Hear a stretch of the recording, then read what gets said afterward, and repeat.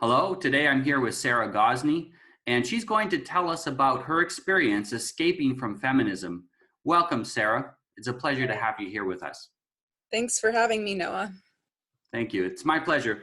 Now, you have a very interesting story of getting influenced by feminism and then escaping from it. And I would love to hear from you how that process went. It would be great if you could start with how you first started getting influenced towards feminism and then how you escaped afterwards. Absolutely, yes. I'm just like so many other young women who were prey to the influences of the media and the culture around us, but excuse me. I sort of was a tomboy growing up. Mostly, I think in retrospect, I didn't realize this until years and years after the fact because I didn't have very much influence from my mother growing up. She got in a bad accident when I was 2 and was physically absent for a couple of years and then worked later in my childhood and just wasn't particularly feminine. So my father was the main role model for my behavior and the main presence in my life, even though, my parents are still together and I love my mom. I sort of veered toward that more masculine side of myself, and the culture too, championed aggressive women and, being cool, and one of the guys and cursing and, messages like women are crazy and emotional and I don't, they're too much trouble, stuff like that. I really internalized that, that emotions are crazy and guys don't want crazy women. So I just wanted to be the opposite of everything that was bad and hung out with guys. I always had female friends, but, I certainly avoided the girly stuff like shopping or, stereotypically girly stuff. And, doing your hair, makeup. And then I started seriously dating a guy toward the end of high school, and I thought, it was headed toward marriage. And we didn't ever talk about it, but I was just kind of naive and very loyal. I'm a very loyal person, and it just, seemed serious. And I thought that's where we were going. And we ended up going to school together, or college. And, a few months into college, he broke up with me. And I found out from a mutual friend that he had almost cheated on me, but the friend had basically walked in on him with this other girl and stopped them. And he had said something about wanting to experience other body types. And of course, that was not something I needed to hear at the time. And a similar thing happened shortly after that. A month or two later, I quickly fell in love with another guy, and just same thing. He was looking for hookup culture and I wasn't. And both of those experiences really reinforced what I'd been told over the years of, guys just want sex and they don't want someone who's needy and clingy, and emotions and love, all of that is needy and clingy, commitment, wanting that is needy and clingy.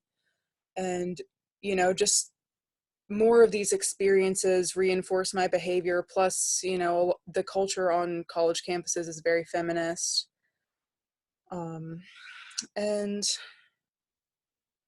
I believe it was after the first breakup that I first dyed my hair a crazy color. So that was very much a screw you, I don't care kind of, definitely came from a place of woundedness and me trying to get male attention because I didn't know how to do it in a positive way. It was my first, just like my soul crying out for like, I need positive male attention. And that was definitely not the way to get it, but it was just the first, I desperately wanted that. And then, like I said, that second relationship broke up. Maybe 6 months later, I met another guy. Didn't start dating him for several months after that because I was still kind of getting over the second guy. I know a lot of boyfriends involved in this process, probably is for a lot of Well, at least young. they're boyfriends and not hookups. That's the typical college experience. Yeah, I mean, I won't say that never happened, but that wasn't, my main influence.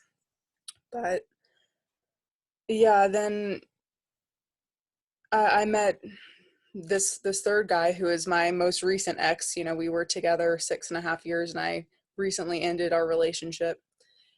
And he was comparatively very masculine, knew what he was looking for. He, seemed to care about my history and where I came from, and his own history where he came from. And he introduced me to some ideas like the red pill, just not trying to convince me, just kind of mentioned that it existed. Um, Which is the correct way to read. You don't red pill people. You let them know the truth exists, and if they're ready, they will go towards it. right. And, if he had tried to push it on me, it wouldn't have worked. And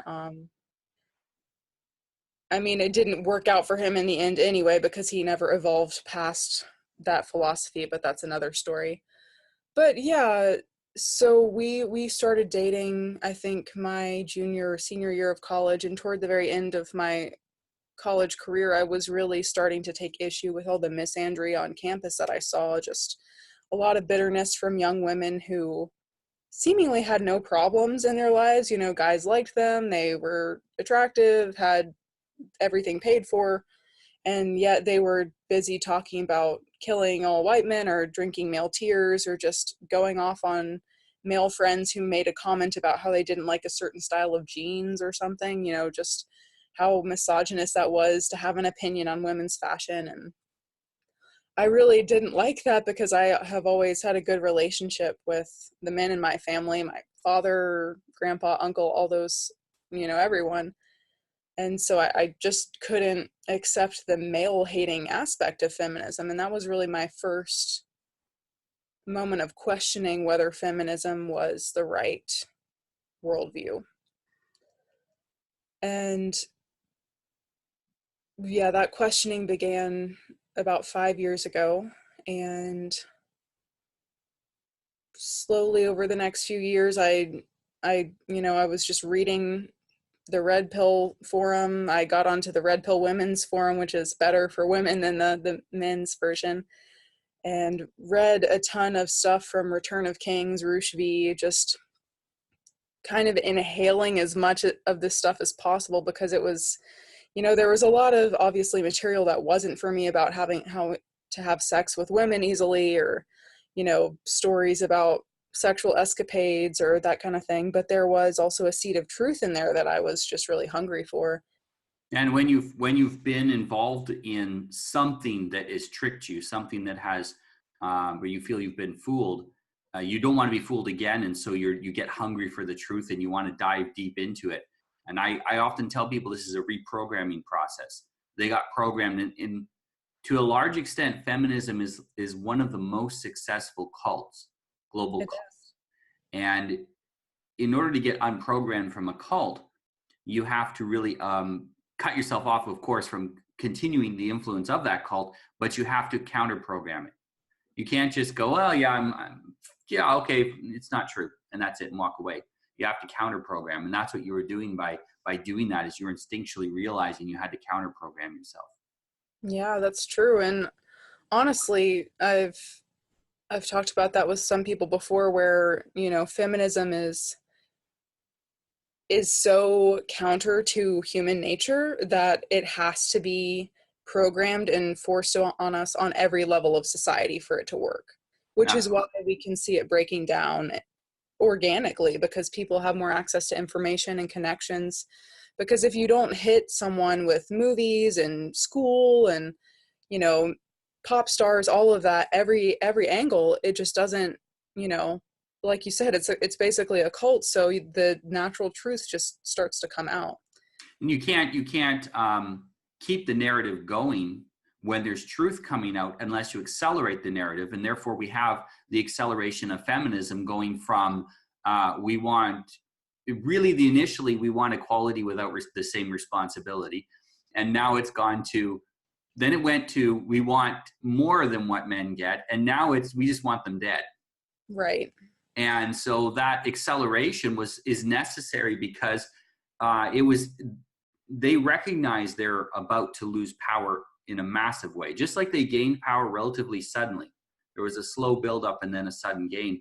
There's going to be a slow decline and then a sudden drop off. In many countries, the amount of women who identify as feminists is lower by far than it was in the 60s to the 80s. It's been dropping since somewhere in there, depending what country you're in. And even you can say you're not a feminist and then have a bunch of feminist ideas. It's the same thing. I'd rather someone say they're a feminist and have no feminist beliefs at all than say they're not, but have them. And what I'm seeing is a lot of women, or young women, are coming to me and saying, I don't want what feminism promises me. I want what my great grandmother had. Yes. And how do I get that in the 21st century? Absolutely. And that's the journey that I'm on right now. And it's interesting. I realized, talking to one of my friends that I met from Twitter the other day, I used to think my grandparents were conservative, and now they seem, they're more conservative than most people my age, but they're less conservative than I am. My grandpa was giving me advice on what careers to pursue the other day, and I'm like, I'm trying to find a husband who wants a stay-at-home mom as a wife. And if you think about it, this is why it's important to know our heritage.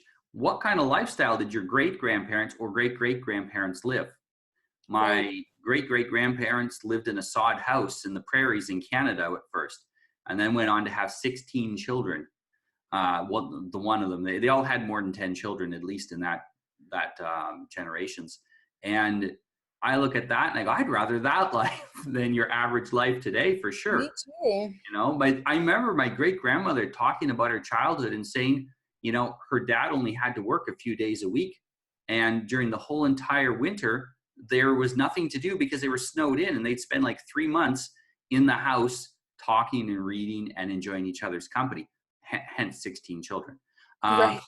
Yeah, you spend three or 4 months snowed in, you're going to have a kid every year. This is a lifestyle of wonderful connectedness. It is. We don't have today. We're completely isolated, and we're like, yay, I have antibiotics, and nobody's getting these horrible death-dealing diseases anymore, and all of this. And okay, that's all good. So many people don't have any real friends. I know. So many kids are growing up with 1 or 2 siblings. Or none. And then the moment that they get old enough, they move as far away from their parents as possible, where they're then indoctrinated into some sort of a cult, whether it's feminism or, men get into their own issues as well with getting indoctrinated into, it's basically leftist ideologies.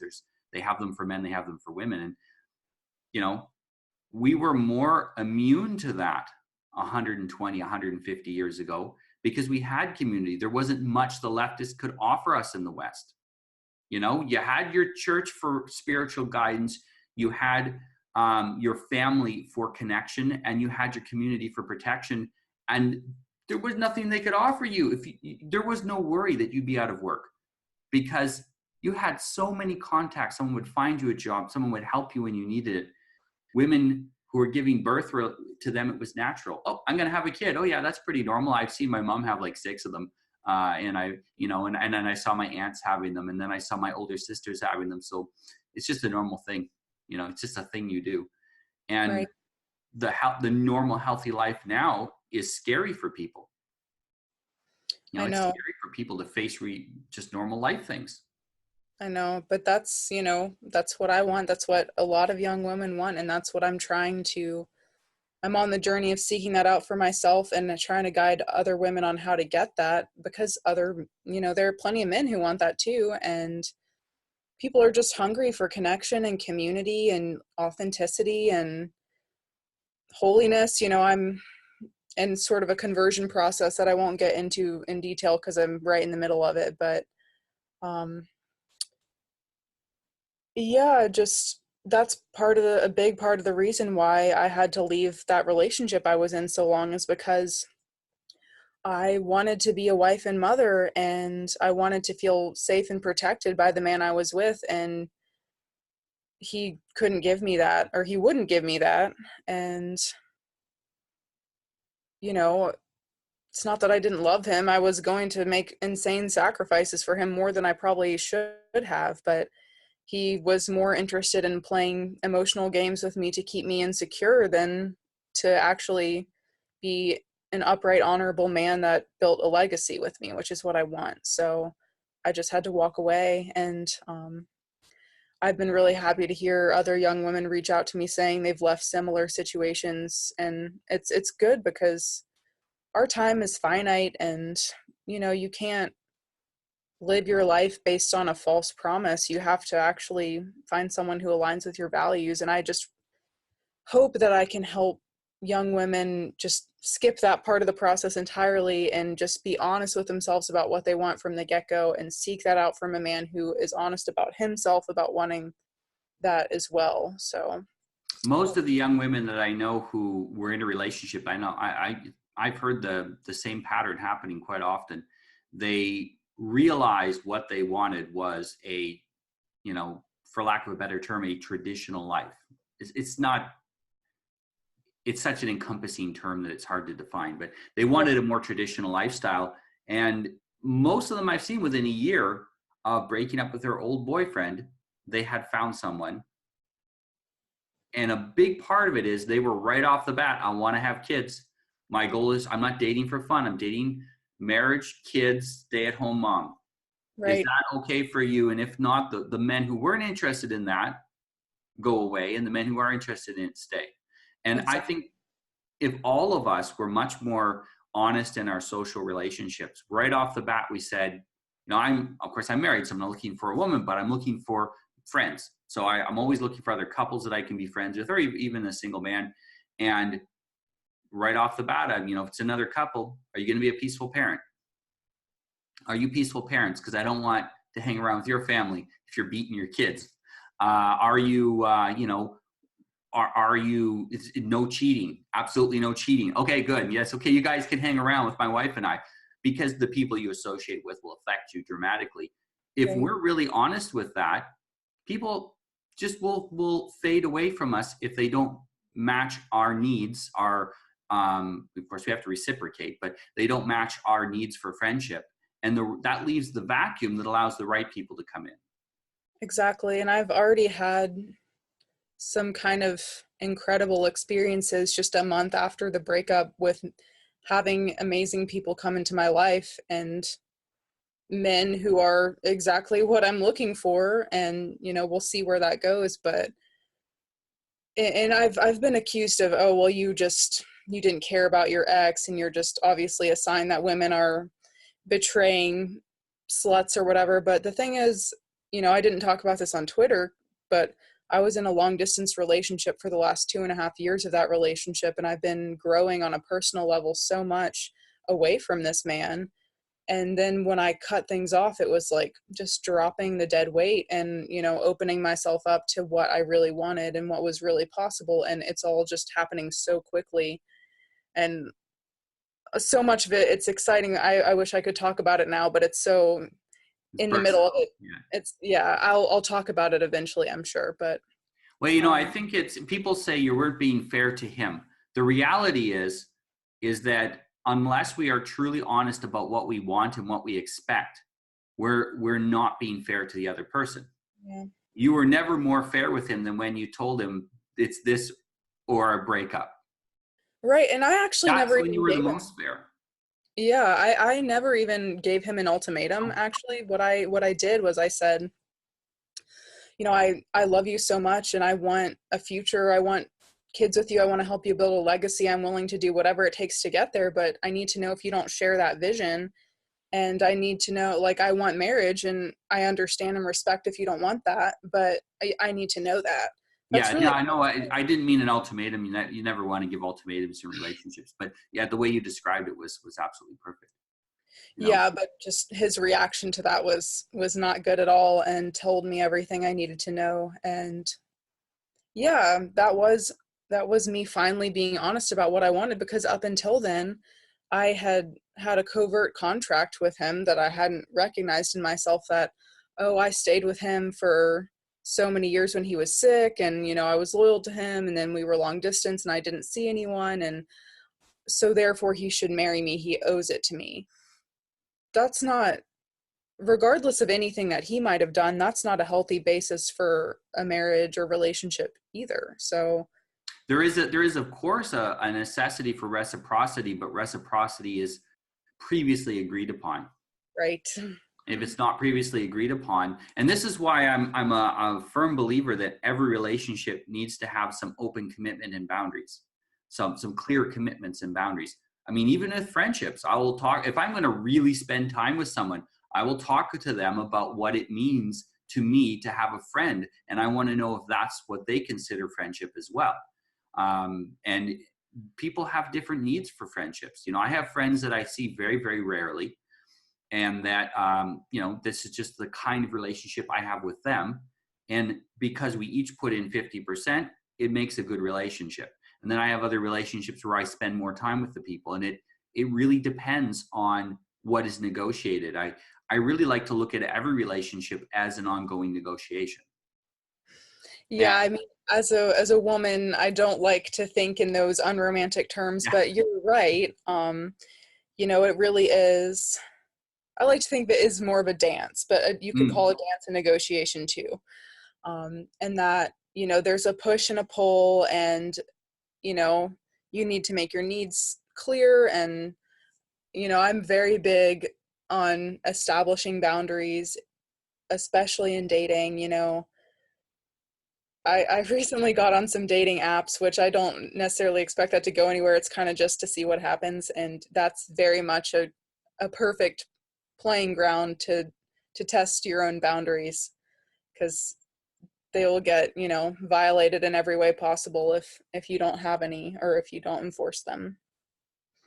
Yeah, most of the times when I'm talking with people who have relationships, even married couples, and they're having difficulties, there's been a lack of boundary setting. Almost everyone I talk to that needs to make changes in their life has some boundary problems. And it usually starts with a lack of personal boundaries with themselves. Definitely. And, you'd be surprised how many people I'll ask them, so what do you do on a regular basis to take care of yourself? What self-care do you do? And I'm talking to men about this as well. Men will self-sacrifice to the point of self-destruction. And we can't do that. We got to rebuild ourselves. We want to be good men, good fathers, good husbands. We got to rebuild ourselves on the regular.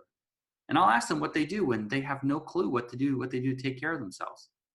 I'm so glad you brought that up, because that was the genesis of the most recent transformation. Was I had a self-sacrifice to the point of self-destruction, taking care of my ex when he was sick, no self-care whatsoever, just crying over him, staying up late, taking care of him, and to the point where I literally had a psychotic break and was hospitalized for 2 weeks and had to move back home. And that's when I had to just rebuild myself and realize I need to prioritize my health before I can do anything for anyone else. And that's really when things started to become incongruent in our relationship, where I started to respect and value myself and have all this healthy self-care, and it just kind of wasn't matching up anymore. But that's one thing I really emphasize with women too, is, even in the traditional community, if you can say it's a community, there's still a tendency to unhealthy self-sacrifice. And I definitely believe in sacrificing for your family, but you have to nurture yourself. You have to be healthy if you want to be able to give anything of value to your family. And so many women would rather be martyrs, and then they resent their family for not recognizing them. And that's a really unhealthy dynamic that I think we should all try to avoid. Yeah, and I think it's worth pointing out that if you take a look at your stereotypical feminist, it is definitely not a woman who's taking care of herself. No. There's usually physical health issues going on. There's a lot of obesity. There's a lot of, they don't take care of their femininity. They don't take care of their psychology. They don't take care of their health. They often have poor relationships with people around them, including their feminist friends. They tend to get along with other women just as badly as they get along with men nearly. unless they have something to complain about. They can complain together, but actually to accomplish things together is difficult for them. And like you said, in the trad community, I do see that to some extent as well. Where I generally see very healthy women are women who are spending time looking after themselves and their femininity, cultivating it like you would cultivate a garden, you know, putting effort in to grow it. Those women have a lot more to offer, and they're a lot happier and a lot healthier than the women who are completely externally focused. And what I look at it as is it's external versus internal focus. If you're a Christian,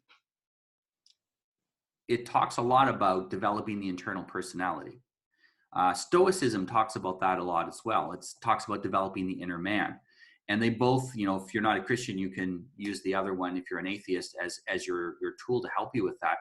But no matter what you do, you need to spend some time regularly taking care of the inner person.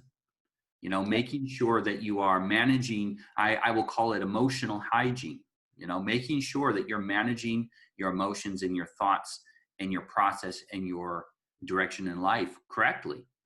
And people who are doing that will very rarely end up with their lives going off the tracks. Absolutely. And that's what I have been talking about a lot lately, actually, just in the last few weeks, because I realized I was able to meet one of my Twitter friends in person, and I wish I could say who, but I can't dox her. And we have been discussing a lot, you know, what does it truly mean to be feminine? We always talk about grow your hair out, buy a dress, smile, cook, clean, all this stuff, but that's not even what it is. It's that exactly what you're talking about, that inner work, that inner energy that comes from you and comes from that cultivation, regular cultivation and self-care on an emotional, physical, and spiritual and relational level. It's a, you know, complete body, mind, and spirit process where you put in the work every day. Maybe it's 5 minutes, maybe it's an hour, whatever your process is. And then you just exude that energy in every moment of your life. And it's a lot more elusive and more challenging to cultivate, but a lot more meaningful than just put on a pair of high heels and bake a cake, you know. Yeah, those are the external manifestations of having done the internal work. Yes. But if you try to put on the external manifestation without having, and I don't say you need to get yourself totally inside perfect before you start manifesting your femininity, but it's a little of each. You do a little internal work, you'll get some external manifestation. The same with masculinity. You do some internal work, strengthening yourself internally, you'll see that showing up on the outside, and it creates a positive cycle. Yes. And so not only that, but you will start getting responses from others that reinforce your behavior. Yes. We don't exist. We're very atomized culture in the West now, but we still don't exist in a vacuum. And the way that people respond to us and treat us affects our hormones. It affects the way that we think. It affects what kind of people are attracted to our life. Yes. And as we make inner changes reflected in outer changes, which are noticed by other people, there's this back and forth wave effect, like a feedback. And that will help us. And it'll either help us on a negative cycle if we're making bad choices, or on a positive cycle if we're making good choices. And this is why you will see feminists completely surrounded by other feminists. Yes. If you want to escape, the first thing you do is get rid of your feminist friends. That's step number one. And because if you're around those kind of people, they're going to be giving you feedback that encourages your negative traits. If you're around the right people, they give you this feedback that encourages your positive traits. And you change naturally by that. You start the process and you start going along. This is why coaching can work as well for some people, for a lot of people, is that the coach gives them an opportunity to really examine themselves, who they are inside, but also gives them that positive feedback as they're making changes. It's difficult for us to notice. You know, I noticed, for example, I was growing my beard out, and I trimmed it today, but I was growing it out, and I wouldn't notice it from day to day. But if I look at a video of myself from a month ago, I could notice quite a bit of difference. And often the changes in our lives are like that. It's hard for us to notice because they're very incremental. But Yeah. someone who sees us once a week is going to say, you know, I notice you're sitting up straighter. You are smiling more. You look healthier. You look like you have more energy. And they can see those differences week to week or every other week. And this really helps us to know that we're making progress. You know, we need people in our lives who will give us the right kind of feedback. Older people who will give us mentorship, people our own age who will give us companionship. And then it's very important to have for feminists that are like yourself that have recovered, they're no longer feminists anymore. Sorry, I didn't mean to say you were a feminist, but ex-feminists, to do what you're doing and try to influence younger women, because it helps to reinforce the changes that you've made in your own mind. So when you say to a younger woman, take care of yourself, you need to do inner work and take care of yourself, then you think, I better do it myself because I told someone else to do it. Absolutely. That's funny that you mentioned that. 2 points on that. I did decide to get some coaching for myself these last few weeks. So I'm all about it. I think you know Leela, but Yeah. yeah, she's in her 40s, definitely older and wiser than me and amazing. But also I am also helping that same Twitter friend I met. She's just a few years younger than me, helping her with her self-care and health journey. And I told her on the phone yesterday when I was explaining the plan to her, yeah, this is reminding me I really need to get back to a lot of these principles too for my own health, and I'm going to do it with you. And, you know, you're reminding me that I need these things too. And she's really excited about what's possible for her. I'm excited about the changes for her. And I'm, you know, also reminded that I need to stick to my own standards for my own benefit. So it's amazing what can happen in your life when you invite that kind of community in, and how much you can elevate yourself and the people around you. Certainly, yes. Being atomized or being with an unhealthy community is very dangerous, and you can't find a healthy community until you get rid of the unhealthy one. And then when you do, it takes work. You're putting effort into it, not just into yourself, but effort into the community, and you get that as feedback. You know, we often talk about wanting to rebuild our communities, and you know, I'm working on putting together a village somewhere in the country that I'm living in, and having some of my friends would like to move closer to each other so our kids can play together and we can raise children together. There's often a focus on that, the physical. How do we get in the same place? How do we do this? How do we do that? And the reality is that's only a part of it. It just facilitates the more important part, which is the actual work of spending time together and of taking care of each other and showing interest and concern for each other.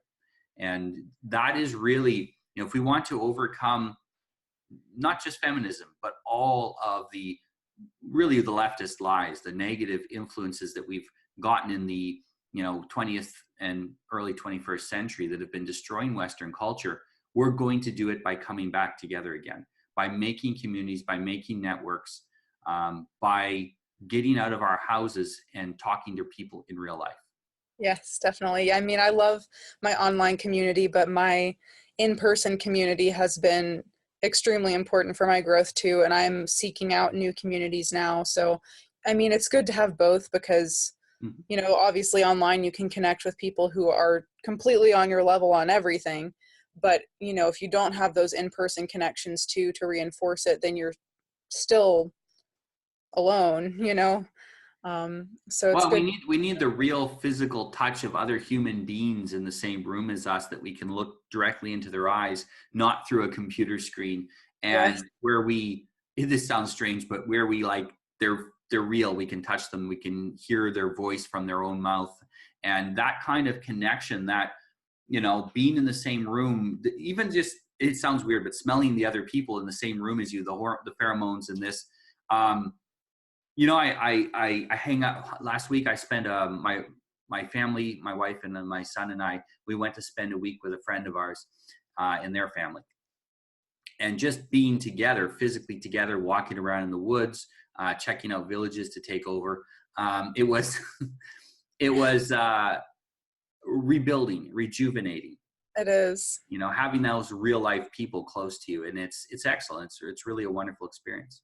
Yes, last week I was, I visited my best friend in Kansas City and then went out to meet the Twitter friend in another state and ended up meeting all these people in that community too. And it was so incredibly powerful to the point where I was flabbergasted for 2 weeks straight. I guess it was only last week, but ever since then, my mind has just been blown just by the kindness and openness of these people and the influence they had on me in such a short period of time.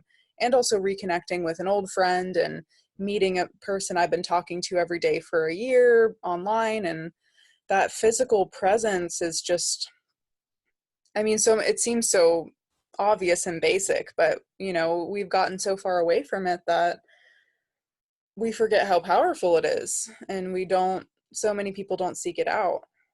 And that community too is a big part of making the alternative to feminism is family. Yes. And family is most stable when it exists within a community. Absolutely. If you're in a community where you have a strong investment in the relationships with the people in the community, maybe you have economic ties with them, you work with them, you trade with them, whatever, your children play with their children, and that community does not tolerate adultery.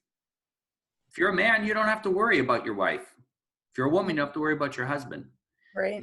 If not fulfilling your responsibilities in the family is considered socially a reason for social ostracism, then you don't have to worry that your spouse is not going to do their responsibilities. You're not going to have to worry about your wife not taking care of the house or the husband not going to his job and doing his work. You don't have to worry about those things when you have this strong community pressure. Absolutely. And definitely the destruction of the Western communities, of your Western European communities, led to the destruction of the family. The destruction of the family that we've seen, and the opportunity, the opening that it created to allow feminism in. If you think of it, that the destruction of our communities was like a wound, and feminism was like a virus that entered in that wound and was able to take root. It happened because we didn't have strong communities to resist it. And in communities where there was a good connection, they resisted feminism much longer than more cosmopolitan, open, for example, the big cities where nobody really knows anybody. Yes. It entered much more easily in the big cities because people had, if they drastically changed their behavior, there was very little consequence. And so they could experiment with drastic behavior changes, and they didn't have any kind of pressure, social positive peer pressure. And this is something I think that's also important. We tell women the truth, and the truth is enough for most women. But we also need to make sure that they understand that if they reject feminism makes lots of promises. You're going to have equality, you're going to have this, you're going to have that. You're going to get this kind of respect. You're going to have these peers who are feminists who will support you. They make these promises of support, protection, community. Yes, exactly. We need to tell women the truth, but we also need to offer them our promise of support, protection, and community. Absolutely. Yes. I'm glad you said that, because when you were talking about big cities, that's one of the big appeals of feminism, is it offers this instant community and this instant bond. And, when you have a lot of feminists bond over shared trauma, which is, can bring you really close to people very quickly. And yeah, you need an alternative to that. You need to say, well, here are the people that you can be friends with. Here are your mentors. Here are your new brothers, uncles, sisters, friends, all of that. Here, we will protect you. We need to offer an alternative. Otherwise, it's incomplete. And I actually just tweeted a little bit earlier that sort of on the same wavelength, that if you leave your daughter's virtue up to your daughter alone, she either has the choice to, go down the path of slutty behavior or become frigid to protect herself. Because a young woman shouldn't be responsible for her own sexuality by herself. She should have a community, not just her father, brothers, a whole community trying to protect her from predatory men and unhealthy relationships. Because even the fathers of the men she might date should be, yeah, wanting to protect her too. And this happens when you have, generally this happens much more in homogenous communities, but you have a community where people at minimum have homogenous ideals. Yes. I would say the more homogenous, the better, but homogenous ideals at minimum.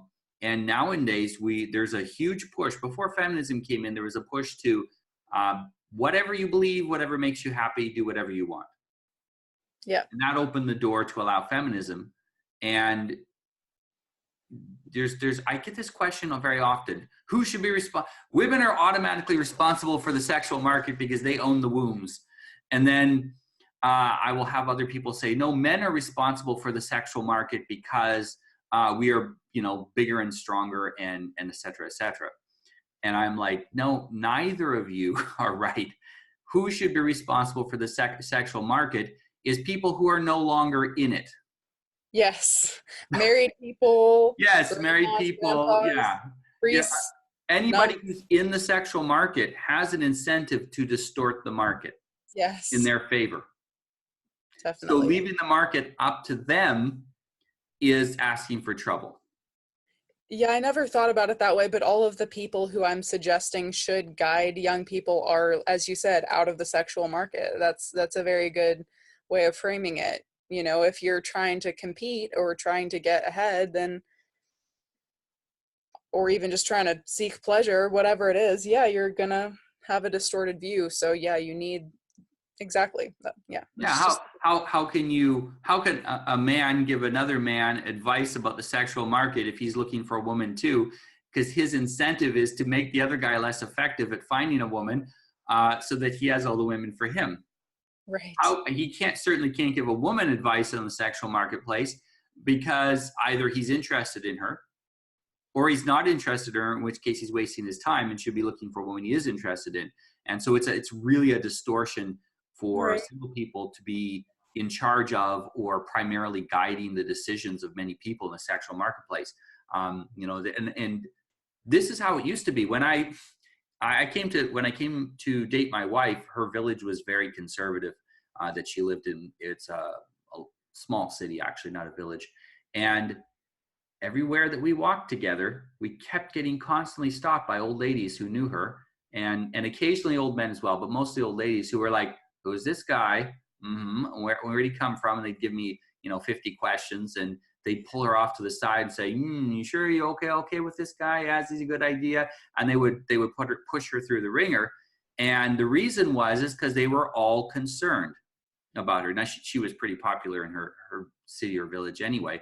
But on top of that, people had a genuine concern for younger people to make sure that they were making good matches. And because I was not from that village and they didn't know me, they had to find out about me before they could give their okay on it. And if you are tied to the village, to the community you belong to, and that community has good values, it's going to help you make better decisions. Yes. What does a 19 to 20 something year old person know about marriage and kids? I'm lucky that I got married right. It could have easily gone the other way. I wish I had better advice from older people. Me too, but I'm getting it now. So, at last I found that advice, but it took, 10 years of dating and heartbreak to get there. So, well, even if I was single again, I'm 40 now. I'd never be single again unless something happened to my wife. I would still get someone to help me. Right. Because the fact is you get stupid when you start getting romantic. It shuts off your brain a bit, both for men and for women. Your brain shuts down a little and you start making dumb decisions, I'm writing a post about why smart people make dumb decisions or do stupid things. And sometimes we get into this, we want something and it doesn't matter if we know it's a good idea for us or not. We come up with the justifications for it. And if we're surrounded by people who care about us, who have good values, they're going to help us to avoid making those decisions.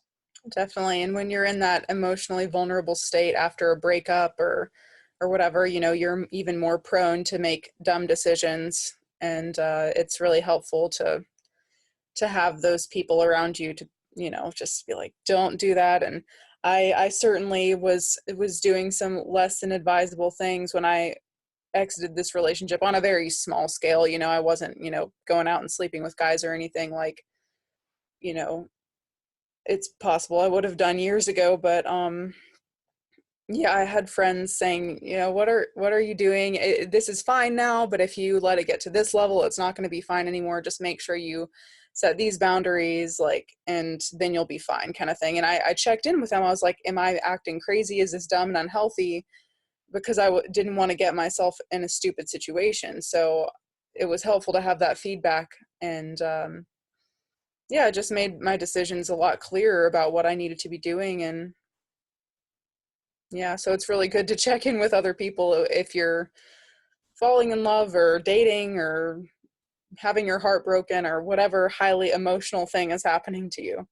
Yeah, I usually suggest people, if they just broke up with someone, they'll say, yeah, I got to start dating again. And I'm like, no, wait, just before you do that, go spend some time with other guys, preferably ones that are in healthy relationships. And after you spend a little time with them in their healthy relationships, you're going to go, okay, now I know why my last relationships didn't work. Yes, that's actually what I did. I just kind of naturally did that. Of course, women in healthy relationships. I did start dating, I guess, a month after the breakup, but I spent that month, with female friends, with my sister, with my, married best friend and Twitter friend who's in a good relationship. And I just was around all these people who loved and cared about me. And it was, women who were, gonna take care of me and who were modeling good behaviors. And I actually hadn't intended on started dating so soon, but being in those situations, I ended up meeting a guy who was just really great and started to pursue me. And I was like, oh, well, I guess, I've been shown what's possible. I'm going to be open to this because maybe I am ready. And yeah, that wouldn't have been possible if I hadn't sought out female companionship in a healthy way before starting to try to date. I think it's important what you mentioned. It showed you what was possible.